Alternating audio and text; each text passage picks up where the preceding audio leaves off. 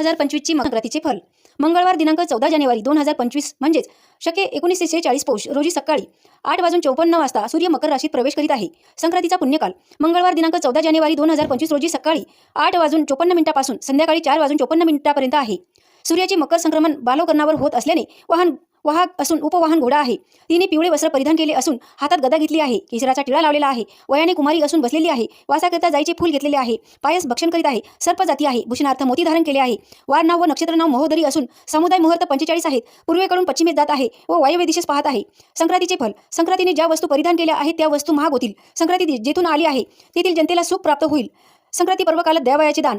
नवे भांडे, गाईला घास, अन्न, तेल पात्र, गुळ, तीळ, सोने, भूमी, गाय, वस्त्र, घोडा इत्यादी यथाशक्ती दाने द्यावीत. किंक्रांत. करी दिन बुधवार दिनांक 15 जानेवारी 2025 रोजी आहे.